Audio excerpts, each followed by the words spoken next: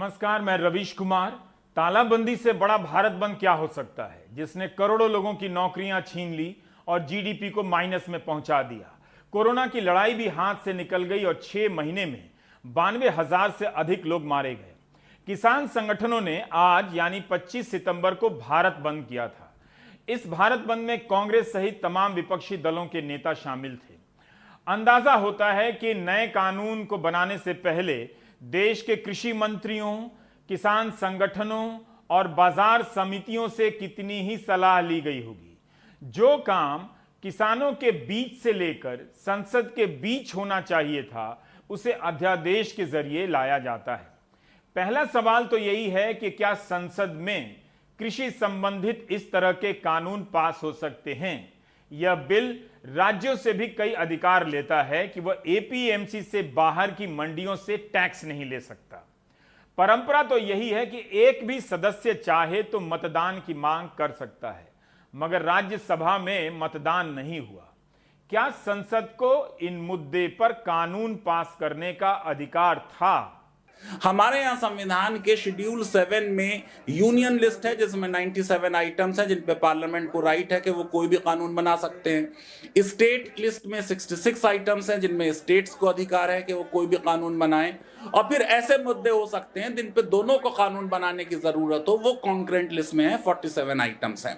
तो अब अगर आप संविधान की स्कीम में अगर आप जाएंगे तो आप देखेंगे कि जो यूनियन लिस्ट है उसमें 4 जगह ऐसा है कि एग्रीकल्चर शब्द आ रहा है, लेकिन ये एग्रीकल्चर या एग्रीकल्चरल शब्द जो आ रहा है, इसमें कहा जा रहा है कि केंद्र की यानी संसद की शक्तियां नहीं होंगी उस पर कोई कानून बनाने की। फिर जब आप जाएंगे स्टेट लिस्ट पे तो 8 जगह एग्रीकल्चर का जिक्र आएगा और इन सारी जगह ये बात कही जा रही होगी कि स्टेट को राइट होगा कि वो कानून बनाएंगी। अब यहां पे सिर्फ एक मुद्दा यह है कि एंट्री 33 जो है कॉन्करेंट लिस्ट की, जबकि कॉन्करेंट लिस्ट में भी ये साफ किया गया है कि एग्रीकल्चर से रिलेटेड मैटर्स में पावर नहीं होगी। ये बात हो रही है ट्रेड की और कॉमर्स की। मेरा सबसे पहले तो ये कहना है कि जो किसान हैं वो ट्रेड और कॉमर्स नहीं कर रहे हैं, वो एक बहुत बड़ी राष्ट्र की सेवा कर रहे हैं। जैसे आप जानते हैं कि एजुकेशन जो है उसको ऑक्यूपेशन कहा जाता है, ट्रेड और बिजनेस नहीं कहा जाता। तो ये जो एंट्री 33 है कॉन्करेंट लिस्ट की, जिस पे सेंटर कह सकता है हमें पावर है, ये ट्रेड एंड कॉमर्स के बारे में है। दूसरी चीज वो ये कह सकते हैं कि इसमें एक आइटम आ गया है फूड स्टफ्स। मेरा ये कहना है कि अगर फूड स्टफ को एग्रीकल्चर मान लिया जाएगा तो ये जितनी भी 8 जगह स्टेट लिस्ट में एग्रीकल्चर की पावर स्टेट को दी गई है और यूनियन लिस्ट में 4 जगह जहां एग्रीकल्चर को हटाया गया है सेंटर की पावर से, और कॉन्करेंट लिस्ट में भी मैंने आपको बता दिया कि एग्रीकल्चर के सिलसिले में पावर नहीं दी गई है, ये सब रिडेंडेंट हो जाएगा। जरा सा एक बात ये समझ लीजिए कि संविधान ये चाहता है कि जब डिस्ट्रीब्यूशन ऑफ पावर्स है, हो सकता है कुछ ओवरलैपिंग हो रही हो, तो अगर आपने पावर एक्सरसाइज की है, पिथ एंड सब्सटेंस देखेगी अदालत, उसे लगता है कि मेनली ये आपकी पावर के अंडर में है और इंसिडेंटली ये स्टेट की पावर को इम्पिंच कर रहा है, तो वो लॉ वैलिड हो जाएगा। मेरा ख्याल ये है कि ये जो एग्रीकल्चरल मार्केटिंग का मामला है, ये जो कॉन्ट्रैक्ट फार्मिंग का मामला है, ये सीधे सीधे स्टेट लिस्ट की एंट्रीज को इंसिडेंटली नहीं बल्कि डायरेक्टली हिट कर रहा है।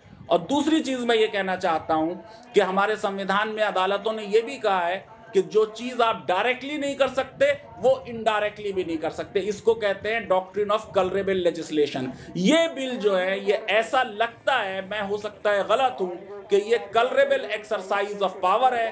पार्लियामेंट को इसकी पावर नहीं थी और पार्लियामेंट ने उस पावर को इस्तेमाल किया। और आपको ताज्जुब होगा, जो statement of object and reasons bill में दिया हुआ है उसमें कहीं ये नहीं लिखा कि किस प्रावधान के तहत ये लॉ संसद में पास कराया जाएगा। संविधान की मर्यादाओं का पालन किए बगैर किसानों की आजादी की बात हो रही है। किसान ही नहीं, सभी को यह बात समझनी चाहिए कि संवैधानिक मर्यादाओं के बगैर आजादी का कोई मतलब नहीं होता है। यह वही आजादी है जो तालाबंदी में मिली थी, अपने घर यानी अपनी हदों में रहने की आजादी, जिसका कोई मतलब नहीं। सांस लेना ही जिंदगी नहीं होती। लोकतंत्र में तानाशाही नहीं चलेगी। इंकलाब जिंदाबाद जिंदाबाद जिंदाबाद। इस भारत बंद को पंजाब हरियाणा का बंद बताया जा रहा है, जबकि ऐसा नहीं है। ओडिशा के जाजपुर में 22 सितंबर को प्रदर्शन हुआ। इसी दिन बेंगलुरु में कर्नाटक रैयत संघ ने रैली निकाली। 14 सितंबर को भुवनेश्वर में किसान संगठनों का प्रदर्शन हुआ। इसी दिन तेलंगाना में किसान सड़कों पर उतरे।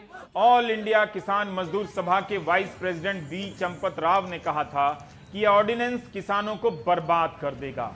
9 अगस्त और 5 सितंबर को अखिल भारतीय किसान महासभा के नेतृत्व में महाराष्ट्र के 25 जिलों में इस बिल के खिलाफ प्रदर्शन हुआ था। इस दिन आंध्र प्रदेश और तेलंगाना में भी प्रदर्शन हुआ। आंध्र प्रदेश के 400 गांवों और तेलंगाना के 250 गांवों में यह प्रदर्शन हुआ। 20 से 27 जुलाई के बीच पंजाब और हरियाणा के कई जिलों में प्रदर्शन हुए।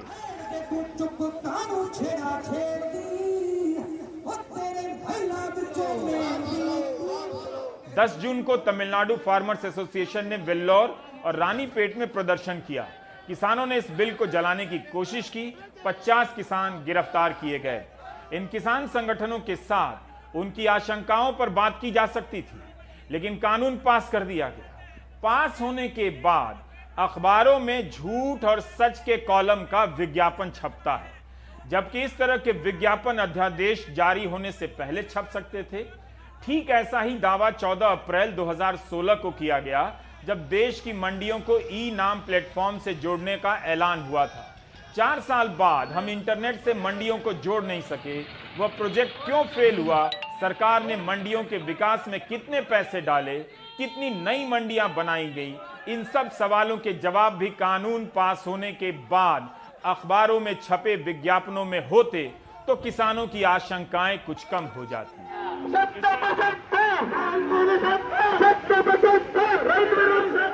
मोदी तेरी तानाशाही, ये बॉर्डर कब तक बंद रखेंगे? देश का किसान हिसाब लेगा, उस रोटी का हिसाब लेगा।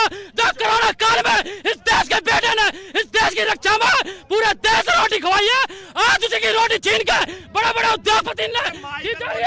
जब तक किसान को उसकी खरीद की गारंटी का बिल नहीं आएगा, तब तक जब तक एमएसपी को कानून नहीं बनाया जाएगा, तब तक किसान रोड पर रहेगा। जो उन्होंने ऑर्डिनेंस जारी कर दिए हैं 3, वो किसान, मजदूर और दुकानदारों को मार डालेंगे।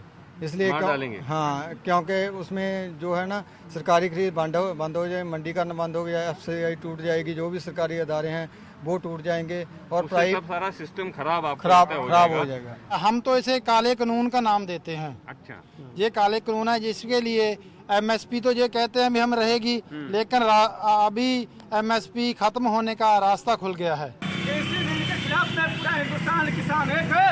अगर ये कृषि बिल को वापस नहीं लिया जाता है तो हिंदुस्तान का चक्का जाम कर दिया जाएगा। कृषि को जिस तरीके से कॉर्पोरेट के हवाले किया जा रहा है, यह निश्चित रूप से किसानों के लिए डेथ वारंट है। किसानों के फांसी से तक फंदे तक पहुंचाने का काम सरकार ने किया है। ई नाम की योजना लाने से पहले भी मंडियों का विकास नहीं किया गया, उसके बाद भी नहीं हुआ।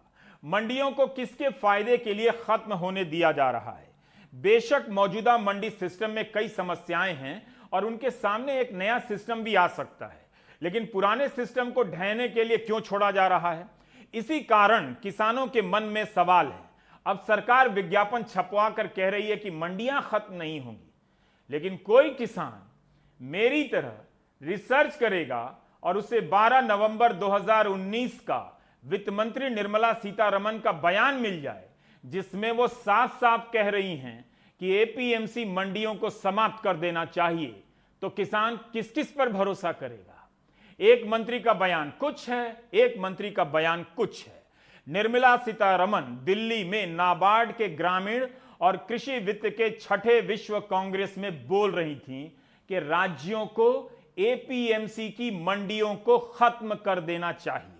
हिंदू बिजनेस लाइन में उनकी ये रिपोर्ट छपी है। उनके बयान पर साफ साफ कह रही हैं निर्मला सीतारमण कि हम राज्यों को समझा रहे हैं, कजोल कर रहे हैं कि वे एपीएमसी को ध्वस्त कर दें, इंग्लिश में डिसमेंटल कर दें।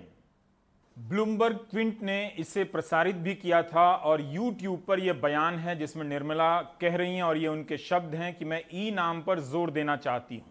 केंद्र सरकार इसका प्रचार कर रही है और कई राज्यों ने इसे अपने स्तर पर शुरू करने के लिए रजामंदी दे दी है। इसके साथ ही हम ये सुनिश्चित कर रहे हैं कि राज्यों को समझाया जाए कि एपीएमसी को रिजेक्ट कर दें। एक समय पर एपीएमसी ने अपना काम किया है, इस बात में कोई शक नहीं, मगर आज इसमें कई परेशानियां हैं और राज्यों के स्तर पर भी ये इतना कारगर नहीं है। मगर मैं चाहती हूं कि राज्य और हम उनसे बात कर रहे हैं, इसे खत्म करें और किसानों के लिए ई नाम को अपनाएं। तो पिछले साल निर्मला सीतारमण कह रही थी कि राज्यों को समझाया जा रहा है कि एपीएमसी खत्म कर दें। 10 महीने बाद उनकी सरकार कह रही है कि एपीएमसी खत्म नहीं होगी, ऐसी कोई सोच नहीं है। तो केंद्र सरकार बताए कि क्या उसने राज्यों से एपीएमसी खत्म करने को कहा था। जिस ई नाम को वित्त मंत्री सबसे अच्छा बता रही थी, उसकी हालत 24 सितंबर के प्राइम टाइम में बता चुका हूं। डाउन टू अर्थ पत्रिका हिंदी में भी आने लगी है, पढ़ा कीजिए। विवेक मिश्रा की रिपोर्ट है 13 मई 2020 की। 17वीं लोकसभा में कृषि मंत्रालय की स्थायी समिति की रिपोर्ट है कि देश के हर 5 किलोमीटर की परिधि या 80 वर्ग किलोमीटर के दायरे में एक कृषि मंडी होनी चाहिए, मगर इस वक्त 469 किलोमीटर के दायरे में एक कृषि बाजार है। किसान आयोग के सुझाव के अनुसार भारत में 41,000 संयुक्त कृषि बाजार होने चाहिए, तभी किसानों को सही दाम मिलेगा। संसद की स्थायी समिति के अध्यक्ष बीजेपी सांसद हुकुमदेव नारायण थे और यह रिपोर्ट 12 दिसंबर 2019 को पेश हुई थी। डाउन टू अर्थ ने लिखा है कि इस रिपोर्ट में 41,000 मंडी बनाने की बात हो रही है। आप बताइए, पूछिए कितनी मंडियां बनी? सरकार मंडियों के विकास पर कितना खर्च कर रही है? इसे समझने के लिए 2018 और 2019 के बजट में जाकर देखिए। बजट में एग्रीकल्चर मार्केटिंग के लिए राशि दी जाती है। एग्रीकल्चर मार्केटिंग में बीज खरीदने से लेकर फसल बेचने तक वो सब क्रियाएं शामिल हैं जो फसल को खेतों से उपभोक्ता तक पहुंचाती हैं। इसमें मंडियों की व्यवस्था, स्टोरेज, वेयरहाउस, ट्रांसपोर्ट आदि आदि सब शामिल हैं। बजट कितना है देखिए। 2018 के बजट में एग्रीकल्चर मार्केटिंग के लिए 1050 करोड़ का ही प्रावधान किया गया था। वो भी संशोधित बजट में 500 करोड़ हो गया और आखिर में मिला 458 करोड़। एग्रीकल्चर मार्केटिंग के लिए 2019 के बजट में 600 करोड़ का प्रावधान किया गया, यानी पहले से 400 करोड़ कम। संशोधित बजट में यह राशि घटाकर 331 करोड़ कर दी गई, यहां भी 50% कम हो गई। अब आप समझें कि कृषि उपज की बिक्री की व्यवस्था का बजट कितना कम होता है, और वो भी घट जाता है। जहां मंडियां हैं वहां पर राज्य सरकार तरह तरह के टैक्स लेती हैं, इस दावे के साथ कि मंडियों के विकास पर खर्च करेंगे। अब नया कानून समझिए। मंडी के सामने, सरकारी मंडी के सामने प्राइवेट सेक्टर की मंडी खुलेगी। एक में टैक्स लगेगा, एक में नहीं लगेगा। पहला सवाल तो यही है कि इसमें टैक्स क्यों नहीं लगेगा? यह किसके फायदे के लिए किया जा रहा है? उससे दो तरह की मंडी हो जाएगी आमने सामने, एक में टैक्स होगा, एक में टैक्स नहीं होगा।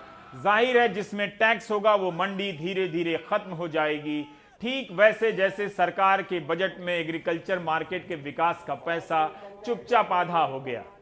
स्वामीनाथन कमीशन की 2006 की तीसरी रिपोर्ट में मंडियों के विकास और प्राइवेट सेक्टर की मंडियों की बात कही गई है। स्वामीनाथन कमीशन ने मंडियों के बारे में सुझाव देते हुए कहा है कि सरकार मंडी के भीतर तरह तरह के टैक्स खत्म कर दे, उसकी जगह एक सुविधा शुल्क ले ले और उसका इस्तेमाल बाजार के ढांचे के विकास में करे। बड़े शहरों के नजदीक मेगा मार्केट बने जो एपीएमसी एक्ट के बाहर हो। स्वामीनाथन कमीशन ने अपनी रिपोर्ट के पारा 3.3 4.8 में लिखा है कि अगर प्राथमिक उत्पादों पर टैक्स न लगे तो एपीएमसी एक्ट और बाजार समिति खत्म हो जाएगी। क्या प्राइवेट मंडियों में टैक्स इसलिए नहीं होगा ताकि एपीएमसी यानी सरकार की थोक मंडियां अपने आप खत्म हो जाएं? ये मेरा सवाल है। मंडियां खत्म हो जाएंगी, किसान अपना माल बेच नहीं पाएगा। जब घर से केवल 5% लोग ऐसे होते हैं जिनको बाहर मंडियों की जानकारी होती है, बाकी 90% 95% लोगों से आधे रेट में ही खरीदा जाएगा। और जब उनकी लागत में नहीं मिल पाएगी तो उनके पास आत्महत्या करने के सिवाय दूसरा कोई काम नहीं बचेगा। विदाउट टैक्स और जो दूसरी मंडी बनाने का काम सरकार कर रही है, वही सरकार की मंशा पे हमें बहुत ही बड़ा डाउट है। और डाउट नहीं, सच्चाई है। वो जो मंडियां बना रही है वो आज एमएसपी जो बार बार बताई जा रही है कि एमएसपी का है, ये एमएसपी है, एमएसपी के आड़ में वो एमएसपी लागू नहीं कर रही है। अगर वो एमएसपी लागू करती है तो किसान तो खुश है। अगर वो समर्थन मूल्य लागू करके और ये कानून बना देती है, अगर इस समर्थन मूल्य से कम कोई खरीदेगा तो उसमें कानूनी कार्रवाई होगी। यही तो हम मांग कर रहे हैं और क्या कर रहे हैं। जो प्राइवेट मंडी, जो दूसरी मंडी बनाएगी वहाँ टैक्स नहीं पड़ेगा। जब टैक्स नहीं पड़ेगी तो जाहिर सी बात है जहाँ टैक्स मंडी पड़ रहा है जिस मंडी में, वो मंडी खत्म हो जाएगी। जो सरकार कह रही है कि टैक्स की बात, टैक्स तक मंडी तक पहुँच कहाँ पाएगा किसान। जो इन्होंने एक अध्यादेश लाया कि कोई भी कहीं भी किसी की फसल खरीद के स्टोरेज कर सकता है। तो शहर में मंडी बाहर बना दी जाएगी ना? मंडी बना दी जाएगी, लेकिन इन्होंने जो एक अध्यादेश लाए हैं, जो एक लाए हैं कि कोई भी पैन कार्ड धारक कहीं भी किसी भी किसान की फसल खरीद सकता है, स्टोर कर सकता है। उससे क्या होगा? उससे लूटी मचेगी। जो भी साहूकार है, पूंजीपति है, वो अपनी अपनी जगह जगह मंडियां बनाएंगे, जगह जगह अपना स्टोरेज करने की वो बनाएंगे क्षमता, और उसको स्टोरेज करेंगे। इससे महंगाई बढ़ेगी, किसान को तो वहीं कमाई रहना है। अब बिहार के उप मुख्यमंत्री सुशील मोदी ने ट्वीट कर दिया कि किसानों को जब कंपनियों से कॉन्ट्रैक्ट करना होगा तो जमीन के कागज नहीं दिखाने होंगे। क्या यह लाइन कानून की किताब में लिखी गई है? तो फिर यह सवाल बनता है कि प्राइवेट कंपनियां किस आधार पर किसी किसान को पैसे देंगी और उनसे कॉन्ट्रैक्ट करेंगी? क्या कानून में साफ साफ लिखा है कि जमीन के कागज के आधार पर कॉन्ट्रैक्ट नहीं होगा? मैंने जो पढ़ा है उसमें ऐसी कोई बात नहीं लिखी है। कृषक सशक्तिकरण और संरक्षण, कीमत आश्वासन और कृषि सेवा पर करार विधेयक के अध्याय 2 कृषि करार वाले हिस्से में लिखा है कि कोई कृषक किसी भी कृषि उत्पाद के संबंध में लिखित कॉन्ट्रैक्ट कर सकता है और ऐसे करार में निम्नलिखित के लिए उपबंध हो सकेंगे। क ऐसे उत्पाद की पूर्ति के लिए निबंधन और शर्तें जिसके अंतर्गत पूर्ति का समय, क्वालिटी, श्रेणी, मानक, कीमत और ऐसे अन्य मामले आएंगे। जो बात कानून में नहीं लिखी है उसके बारे में बिहार के उप मुख्यमंत्री कैसे ट्वीट कर सकते हैं कि किसानों को कंपनी से कॉन्ट्रैक्ट के लिए जमीन की रजिस्ट्री नहीं देनी होगी? क्या सरकार ने कोई मॉडल कॉन्ट्रैक्ट पेपर बनाए हैं तो अखबारों में छपवा दे। कंपनी आ गई, कॉन्ट्रैक्ट हो गया, कॉन्ट्रैक्ट की सारी शर्तें कंपनी के अधीन है, उसको कीमत नहीं मिलेगी, सरकार की मंडी चल जाएगी। जब पूरी तरह किसान कंपनी पर निर्भर हो गया, वो उपज का दाम अपनी मर्जी से देगा, वो एमएसपी से नहीं देगा, अपनी मर्जी से देगा। जो हमारी उपज है उसका दाम कम मिलेगा, वो दवाई देगा, दवाई अपने मूल्य पे देगा, खाद अपने मूल्य पे देगा, टेक्निक अपने मूल्य पे देगा और पैसा भी देगा। पूरी तरह वो किसान को अपने कब्जे में लेगा और 8-10 सालों में जब किसान पूरी तरह उसके गुलाम हो जाएगा तो हमें खेती से बाहर निकलने के लिए जमीनें बेचने से अलावा कोई चारा नहीं बचेगा। हम बेच के जान छुड़ा के निकलेंगे भाई, हमें छोड़िए। ये है प्लान। इस तरह का प्लान एक मीठा जहर है कि जो दे रहे हैं किसान को मालूम भी नहीं चलेगा और आस्ते आस्ते काम भी। इसको हम कॉर्पोरेट मॉडल कहते हैं जो यूरोप और अमेरिका में चल रहा है। अब आप खुद सोचिए, आए दिन एक बड़ी कंपनी के मालिक की तस्वीर प्रधानमंत्री के साथ छपती रहती है। क्या उस कंपनी के साथ विवाद होने पर कलेक्टर किसान का साथ देगा? अभी तो किसानों की खबरें अखबारों के जिला संस्करण में छप भी जा रही हैं, जल्दी ही बंद हो जाएंगी। वैसे जरूरी है कि कानून में विवाद के निपटारे के बारे में जो लिखा है किसान उसे पढ़ लें और याद कर लें। किसानों को नारे लगाने से ज्यादा इन धाराओं को याद कर लेना चाहिए। इसके लिए एक सुलह बोर्ड की कल्पना पेश की गई है जिसमें किसान और कंपनी के प्रतिनिधि होंगे। सीधा कोर्ट में जाने से पहले इस सुलह बोर्ड में मामला जाएगा जहां दोनों पक्षों के बीच समझौता होगा। 30 दिनों में समझौता नहीं हुआ तो फिर उपखंड मजिस्ट्रेट यानी एसडीएम के पास जाना होगा। एसडीएम का आदेश सिविल कोर्ट के आदेश जैसा मान्य होगा। इसके बाद अपील करने के लिए कलेक्टर या उसके द्वारा नियुक्त किए गए अधिकारी के पास जाना होगा और उसे भी 30 दिन का समय दिया जाएगा। उसका भी आदेश सिविल कोर्ट के आदेश के बराबर मान्य होगा। कमाल है, किसान और कंपनी के बीच करार का मामला सीधे कोर्ट में ना जाए, इसका बेहतर इंतजाम किया गया है। आप खुद सोचिए, एसडीएम और कलेक्टर राजनीतिक दबाव में काम करेंगे या किसानों के दबाव में? जो कलेक्टर अवैध रूप से एक डॉक्टर कफील खान पर रासुका लगा सकता है, वो कलेक्टर किसानों को कंपनी के सामने इंसाफ दिलाएगा। इस बात पर 2 की जगह 20 रोटी खा लीजिए। ताकि हंसते हुए पेट में हल्का दर्द हो। दर्द होने से पता चलेगा कि किसानों को हंसी भी आ रही है। मैं यहाँ पंजाब में बैठा हूँ। किसान और कंपनी के बीच में करार होगा, कॉन्ट्रैक्ट होगा तो क्या होगा, ये कल्पना करने की जरूरत नहीं है। यहाँ पंजाब में हो चुका है।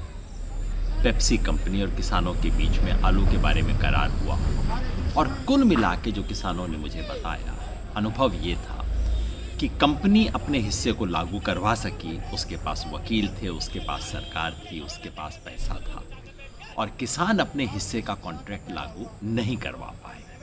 यही होगा सब तरफ। कॉन्ट्रैक्ट दो बराबर की पार्टी को होता है और कानून इसलिए आता है कि वो कमजोर पक्ष को बचाए। लेकिन ये जो कॉन्ट्रैक्ट बना है कानून, ये कमजोर पक्ष को बचाता नहीं है। ये तो दरअसल किसान को बंधुआ बनाने वाला कानून।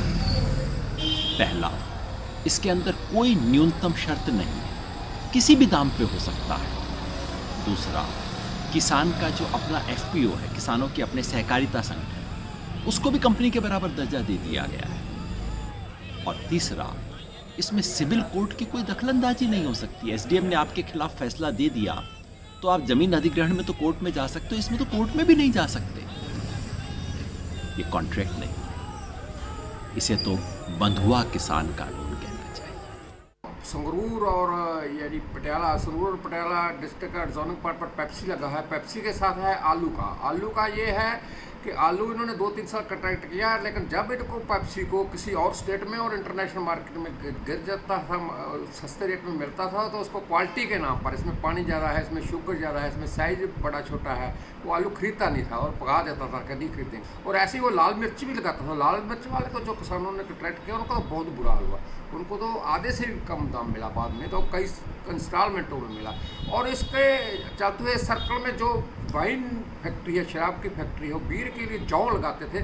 जौ का तो 1400-1200 रुपये का कॉन्ट्रैक्ट करके फिर 800-700 रुपये भी देता था और कई कई महीने बाद देता था। कॉन्ट्रैक्ट में कंपनी वाले भारी पड़ेंगे क्योंकि उनके पास अच्छे वकील होंगे, कॉर्पोरेट लॉयर। हमारा किसान उनकी बनाई शर्तों को ना तो पढ़ सकेगा ना समझ सकेगा। इस तरह से यह व्यवस्था किसानों को वकीलों के हवाले कर देगी।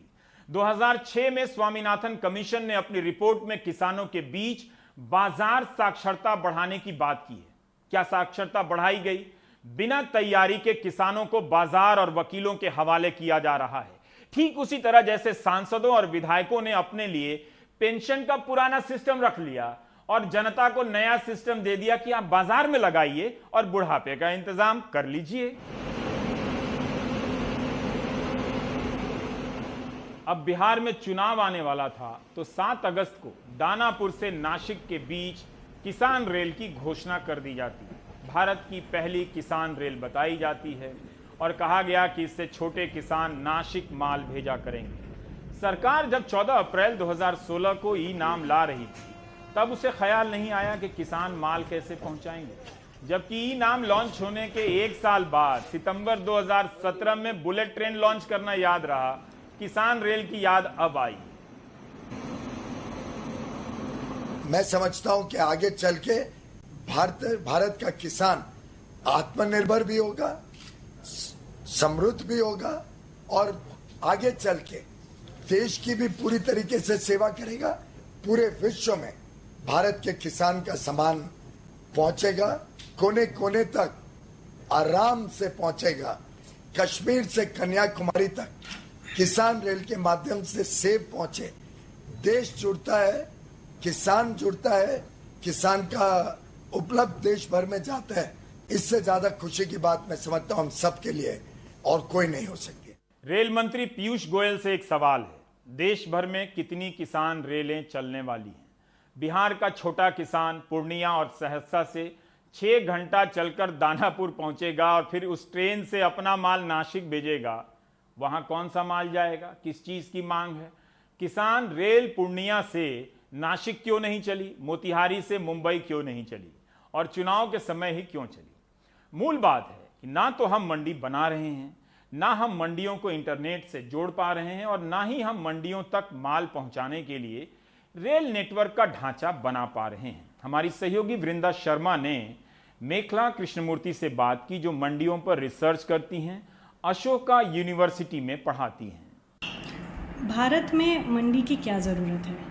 12 साल पहले जब मैं मध्य प्रदेश की मंडियों में शोध शुरू की थी, तब मुझे एक मंडी मंत्रा सुनाते थे: उचित मूल्य, सही तौल और नगद भुगतान। किसान के लिए ये 3 कंडीशन तब भी और आज भी बहुत महत्वपूर्ण है। बहुत सारे लोग आज कहेंगे कि ये मंडी की जो कल्पना थी वो अच्छी थी, पर असलियत में ये हो नहीं पाया है और मंडी प्रथा जो है वो काफ़ी भ्रष्ट है और राजनीति बहुत सारा है, और सबसे ज़्यादा कि जो व्यापारी है उनके दबाव ज़्यादा है। लोग गलत नहीं कह रहे, हमें पता है मंडी में बहुत सारी कमियां हैं, इंफ्रास्ट्रक्चर में भी कमी है और प्रोसेस में भी कमी है, पर हमें ये भी समझना है कि मंडी की महत्व या भूमिका क्या है, क्योंकि जहाँ मंडी अच्छी तरह से चलती है वहाँ किसान को एक बहुत मजबूत और इम्पोर्टेंट बेंचमार्क मिलती है। सरकार के ओन पॉलिसीज़ आप देखेंगे तो उन लोग ई-नाम भी मंडी के थ्रू ही उन लोग लागू कर रहे हैं। अब मंडी अपग्रेडेशन करना चाह रहे हैं, इंफ्रास्ट्रक्चर बनाना चाह रहे हैं, ग्राम स्कीम भी उन लोग लागू किए हैं जहां आप हमारे 22,000 हाट में इन्वेस्टमेंट करें। पर यदि हम लोग ये नहीं करेंगे और हम लोग कहेंगे कि किसान अभी आज़ाद है, तो ये आज़ादी नहीं है, क्योंकि किसान को एक बहुत मजबूत विकल्प या बेंचमार्क नहीं मिलेगा। 2016 में ई नाम के साथ फसल बीमा भी जोर शोर से लॉन्च की गई। आपको अनेक खबरें मिलेंगी, थोड़ी मेहनत कीजिए। बीमा कंपनियां कई महीने से बीमा का दावा नहीं देती हैं। 5-5 हजार करोड़ के किसानों के दावे बीमा कंपनियों के पास महीनों से अटके हैं। वैसे जहां चुनाव होते हैं वहां के किसानों को फसल बीमा का मुआवजा धड़ाधड़ मिलने लगता है। मध्य प्रदेश में पिछली बार हुआ था, बिहार के किसानों से इस बार आप चेक कर सकते हैं। हमारे सहयोगी सौरभ शुक्ला, मोहम्मद गजाली, निहाल किदवई भारत बंद कवर कर रहे थे। भारत बंद की इन तस्वीरों को खारिज करना आसान है, लेकिन किसानों की आशंकाओं को खारिज करना उचित नहीं होगा। अगर किसानों को आज़ादी मिल रही है वाकई, तो उन्हें जिस आज़ादी का संविधान दिया जा रहा है वही कमजोर क्यों लग रहा है? समस्या यह है कि न्यूज एंकर कानून की बारीकियों को ना तो पढ़ेंगे ना आपको बताएंगे, बस भारत बंद का जाप कर आधे घंटे की बुलेटिन भर देंगे। दांव पर किसानों का सारा जीवन है, बुलेटिन का आधा घंटा नहीं। कितना झूठ बोल लो आप टीवी पर आकर, कितने मंत्री लगा दो टेलीविजन पर आप झूठ बोलने के लिए, कितने गोदी मीडिया झूठ बोल ले, अपना हिंदुस्तान का मीडिया झूठ बोल ले, कितने लगा दो बम्बई मीडिया को ले आकर। मत दिखाओ हमें कहीं भी, आप हम खुद दिखाएंगे हम क्या हैं। विपक्ष भी भारत बंद का समर्थन कर रहा है। अक्सर लोग पूछते हैं विपक्ष कहां है? विपक्ष की हालत भी किसानों की जैसी है। दिखाएंगे नहीं तो दिखेगा कैसे कि विपक्ष कहां है? जो अन्नदाता है हमारे, जो सरकार के जो फंड दाता है, सरकार ने अपने फंड दाताओं के थ्रू जो है अन्नदाताओं को कठपुतली बनाने का काम किया है, और ये पूरी तरीके से किसान विरोधी बिल है। इससे किसान लाचार, हताश, निराश और टूट चुका है। इसका विरोध करना ही पड़ेगा, किसानों के लिए नहीं, हिंदुस्तान के भविष्य के लिए। किसान की आवाज युवा में है, किसान की आवाज सेना में है, पुलिस में है, किसान की आवाज में बहुत दम है, और इसी आवाज का प्रयोग करके हिंदुस्तान ने आजादी ली थी। किसान की आवाज से ही हिंदुस्तान आजाद हुआ, और एक बार फिर आज किसान की आवाज से हिंदुस्तान आजाद होगा। बीजेपी ने भी कमर कस ली है। पार्टी ने फैसला किया है कि इन कानूनों को लेकर जगह जगह सभाएं होंगी, प्रेस कॉन्फ्रेंस होगी। अपने इस जन जागरण अभियान का नाम दिया गया है आत्मनिर्भर किसान। आज से शुरू होकर अगले 15 दिन तक पंजाब, हरियाणा, चंडीगढ़, राजस्थान, जम्मू कश्मीर, हिमाचल प्रदेश, दिल्ली में गांवों में घर घर तक संपर्क किया जाएगा, ताकि कानून से संबंधित गलतफहमियों को दूर किया जा सके। जो ऑपोजिशन पार्टियां हैं वो सोच रही हैं कि इस मुद्दे पर किसान को मोबिलाइज करें, लेकिन इस मुद्दे पर किसान को कैसे मोबिलाइज कर देंगे? हम लोगों ने तो किसान को एम्पावर किया है, उनको हम लोगों ने फ्रीडम दिया है कि जहां वो चाहें वहां वो अपने सामान, अपने उपज को बेच सकते हैं, उनको ज्यादा मूल्य मिल सकता है। अगर मंडी में बेचना चाहे वहां भी बेच सकते हैं, दूसरे जगह भी बेच सकते हैं, कहीं ले जाके बेच सकते हैं।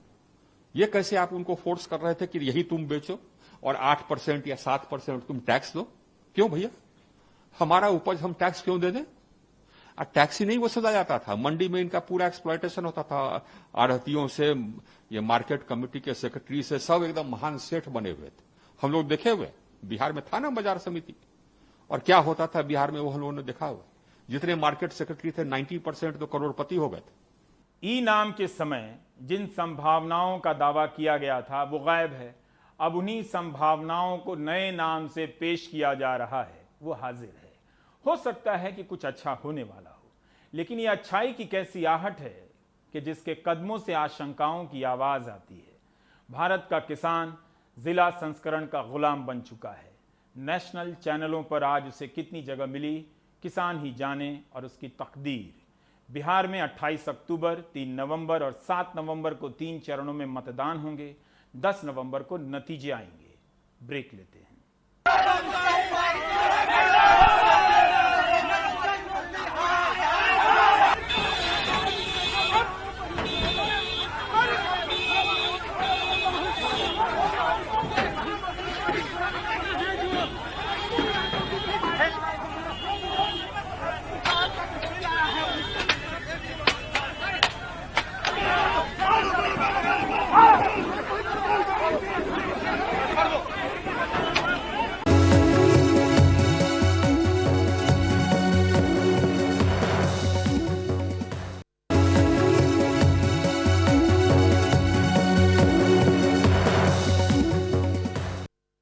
भारत में पिछले 24 घंटों में कोरोना के 86,000 से अधिक मामले आए हैं और कुल मामलों की संख्या 58,18,570 हो चुकी है। अब तक भारत में कोविड से 92,290 से अधिक लोगों की मौत हो चुकी है। 2 सितंबर से लगातार 1000 से ज्यादा लोगों की मौत हो रही है प्रतिदिन। 24 घंटों में, पिछले 24 घंटों में 1141 लोगों की मौत हुई है। तालाबंदी ठीक 6 महीने पहले हुई थी। कहा गया था कि कोविड से लड़ने की तैयारियां पूरी की जाएंगी, मगर खबर है कि मध्य प्रदेश में ऑक्सीजन की किल्लत होने लगी है। अनुराग द्वारी ने पहली बार जब इस खबर को दिखाया तो सरकार ने दबी जुबान में माना। फिर 2 दिन बाद बताया गया कि केंद्र 50 टन ऑक्सीजन देगा, अब कोई दिक्कत नहीं है। लेकिन हकीकत में क्या हो रहा है? अनुराग द्वारी कई दुकानों में पहुंचे, सप्लायरों से बात की, वो कैमरों के सामने नहीं बोल पाते हैं, आप समझते हैं। इसलिए खुफिया तरीके से ही रिकॉर्ड करना पड़ा कि कैसे कहीं सिलेंडर नहीं है, कैसे दाम दोगुने हो गए हैं और कैसे आने वाले दिनों में तकलीफ बढ़ सकती है। पानी पीना है ठीक, तो पानी दे नहीं रहे क्या? कोई है ही नहीं है। राजकुमार निषाद का आखिरी फोन कॉल। सांस ले पा रहे हैं अच्छे से? नहीं, ऑक्सीजन बंद हो जा रहा, बार बार दम घुट रहा मेरा। मैडम वो बोल रहे ऑक्सीजन बंद हो जा रहा है, बार बार मेरा दम घुट रहा है। हेलो, अरे मैं सांस नहीं ले पा रहा बिना ऑक्सीजन के। अरे तुम आ जाओ पहले। इंदौर में मालवा मिल में रहने वाले 40 साल के राजकुमार निषाद को दिल की बीमारी थी। परिजनों का आरोप है बगैर जांच के रिपोर्ट कोविड संक्रमित बताकर उन्हें शहर के एक अस्पताल में भर्ती करा दिया गया, जहां ऑक्सीजन नहीं मिलने से उनकी मौत हो गई। मैंने बोला कैसे हो, आपको आराम है कि नहीं? तो बोले कि मुझे कुछ भी आराम नहीं है, ना मुझे ऑक्सीजन भी नहीं दिया जा रहा है, ना कोई बाटल भी चढ़ी, ना मुझे बाथरूम तक नहीं कराई है। और सबसे बड़ी बात बोले मुझे पानी तक के नहीं पूछा, मैं पानी बिना तड़प रहा हूँ, मेरा दम घुट रहा है। इस पे स्वतः संज्ञान लेकर के इनमें दोषियों के खिलाफ कार्रवाई के लिए एक जाँच बिठा दी जाएगी। जाँच समिति के द्वारा जैसे भी हमें उनकी रिपोर्ट प्राप्त होती है उसके आधार पर उनके खिलाफ कार्रवाई करेंगे। मनोज चौकसे के बहनोई करौन सुपर स्पेशलिटी अस्पताल में भर्ती थे। कहते हैं ऑक्सीजन की जरूरत थी, पता नहीं कैसे मौत हो गई। ऑक्सीजन की उनको प्रॉब्लम थी, मतलब ऑक्सीजन लगी हुई थी, लेकिन कल अचानक से क्या हुआ पता नहीं लग पाया सुबह। इसी अस्पताल में शोभा फ्रांसिस ने भी दम तोड़ा। उनके परिजनों ने भी ऑक्सीजन की कमी का आरोप लगाया। हमने अस्पताल से बात करने की कोशिश की, लेकिन बात नहीं हो पाई। सवाल यह है कि क्या ऑक्सीजन को लेकर अब वाकई फिक्र करनी चाहिए? मध्य प्रदेश में जुलाई में हर दिन 40 टन तो अगस्त में 90 टन ऑक्सीजन लगी। सितंबर में हर दिन 1500 से ज़्यादा नए मामले सामने आ रहे हैं और हर दिन ऑक्सीजन की खपत 110 टन हो गई है। सरकार कहती है राज्य को 130 टन ऑक्सीजन मिलता है। 50 टन केंद्र ने सुनिश्चित करा दिया है, यानी मध्य प्रदेश के पास 180 टन ऑक्सीजन होगा। आंकड़ों में सब अच्छा है, मंत्री जी, मुख्यमंत्री जी भी यही कहते हैं। कहीं भी ऐसी स्थिति नहीं है, सीधे सीधे आंकड़े हैं। हमें 100 टन की जरूरत है, हमारे पास 120 टन है। ऑक्सीजन को लेकर तो कोई दिक्कत नहीं। चलिए, कहीं कोई दिक्कत नहीं तो फिर भोपाल में ऑक्सीजन सप्लाई करने वाले दुकानदारों की बात सुन लीजिए। ये 48 वाला जो मैं आपको लगा रहा हूँ, पहले ये था अपना 33 का, डिफरेंस आ गया। तो आप लोगों को भी मतलब वहाँ से भी कॉस्टली आ रहा है? इसी कॉस्टली आ रहा है, रीज़न वही है ना, रेट बढ़ने के। अब जरा दुकानदारों को जो सप्लाई दे रहे हैं उनकी बात भी सुने। अच्छा, पहले 1200 का था, अभी 2000 का हो गया। सर दिक्कत बहुत ज्यादा है, तो अभी वो कंडीशन खराब होने वाली है सर। तो मतलब मैं आपको ये नहीं डरा नहीं रहा हूँ, आप समझदार हैं जी जी, है ना। आप जो दिन दिन मरीज बढ़ते जा रहे हैं, सबको ऑक्सीजन चाहिए सर। छिंदवाड़ा में एम्बुलेंस चालकों की बात भी सुन लीजिए, हालात क्या हैं। ऑक्सीजन सिलेंडर बहुत लेट मिल रहे हैं, और पहले के सस्ती में मिलती थी, अब महंगी हो गई। पहले 200-250 रुपये में बढ़ जाते थे, अब 350-300 ऐसे ले रहे, और एक दिन के आड़ में मिल जाते तो पहले, अब हफ्ते भर लगा दे रहे। देवास के अमलतास अस्पताल में 4 मरीजों की मौत का मामला एनडीटीवी ने दिखाया था। राज्यसभा में भी ये मामला उठा था। मध्य प्रदेश के देवास जिले में 4 पेशेंट्स की मृत्यु इसलिए हो गई क्योंकि ऑक्सीजन नहीं था। परिजनों का आरोप था कि मरीजों को नॉन इन्वेसिव वेंटिलेटर से कम मात्रा में ऑक्सीजन मिली। फिर भी सरकार कहती है ऑक्सीजन की कमी से किसी की मौत नहीं हुई। वैसे आश्वासन है कालाबाजारी पर कार्रवाई भी करेंगे, लेकिन विपक्ष संतुष्ट नहीं। यदि समाज में इस स्थिति में समाज पहुंचा है तो समाज को ही विचार करना होगा। महामारी के समय किसी को भी इस तरह की इसीलिए हम कर रहे हैं। महामारी के समय समाज में किसी को भी इस तरह से दाम नहीं बढ़ाना चाहिए। ऑक्सीजन कोई नई चीज है। ऑक्सीजन तो इनको पहले से प्रबंध करना था, 1-2 महीने पहले। जब कमी हो जाए, शॉर्टेज हो जाए, तब ये ऑक्सीजन के बारे में सोचेंगे, ताकि इसमें भी कोई घोटाला हो जाए। खेल खुला जब महाराष्ट्र ने यह खत लिखकर दूसरे राज्यों को ऑक्सीजन सीमित करने की बात कही। वैसे इस फैसले को हाईकोर्ट ने झटक दिया है, लेकिन एक तथ्य इस सरकारी कागज में है। मध्य प्रदेश में 31 अगस्त तक जो एक्टिव मरीज 9152 थे, वो 31 अक्टूबर तक 33,699 हो जाएंगे। यह सरकार का ही अनुमान है, और तब 4800 ऑक्सीजन वाले और 650 आईसीयू बिस्तरों की कमी होगी। अब जरा सोचिए, जब मरीज 3 गुना बढ़ जाएंगे तो सरकारी गणित का क्या होगा। वैसे जानकारों के मुताबिक तब लगभग 300 टन ऑक्सीजन की ज़रूरत होगी, क्योंकि कोरोना के गंभीर मरीजों को कई बार 40 से 60 लीटर प्रति मिनट की रफ्तार से ऑक्सीजन देनी पड़ती है, जबकि सामान्य मरीजों में 10 लीटर प्रति मिनट की ज़रूरत होती है। भोपाल एम्स तक के निदेशक कह रहे हैं बिस्तर बढ़े तो उनके लिए इंतज़ाम मुश्किल होगा। समस्या तो है कि अगर हम ये कमिट कर दें गवर्नमेंट को और हम बेड बढ़ा दें, और अगर से फॉर एग्जांपल हम मरीज़ को भर्ती कर लें और उसको ऑक्सीजन की ज़रूरत है और ऑक्सीजन नहीं मिली उस समय, तो हमारे सामने बहुत बड़ी कोई दुर्घटना हो सकती है। ऑक्सीजन को लेकर एक दिक्कत इन कारोबारियों की भी है, जिनकी सप्लाई लगभग बंद है, इसलिए काम ठप और सब सड़क पर। देश में लगभग 6,800 मीट्रिक टन लिक्विड ऑक्सीजन का उत्पादन होता है, खपत इसकी आधी है। सरकार कह रही है उत्पादन का गणित ठीक है, प्रबंधन का गड़बड़ है, इसलिए उसने 5 सूत्रीय एजेंडा बनाया है। लेकिन जब किसी राज्य में मांग 10 गुना बढ़ जाएगी तो जाहिर तौर पर जो प्रबंधन, उत्पादन सबका गणित है वो गड़बड़ हो जाएगा। लेकिन फिलहाल इसकी तरफ किसी का ध्यान नहीं है, क्योंकि स्वास्थ्य सिर्फ चुनावी नारों में है, हमारी प्राथमिकताओं में नहीं।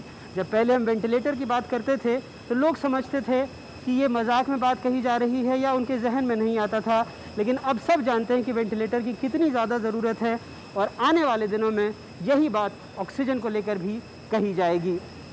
इंदौर में हेमंत, जबलपुर से संजीव, छिंदवाड़ा से सचिन चौधरी और भोपाल से कैमरा पर्सन रिजवान खान के साथ अनुराग तिवारी, एनडीटीवी इंडिया।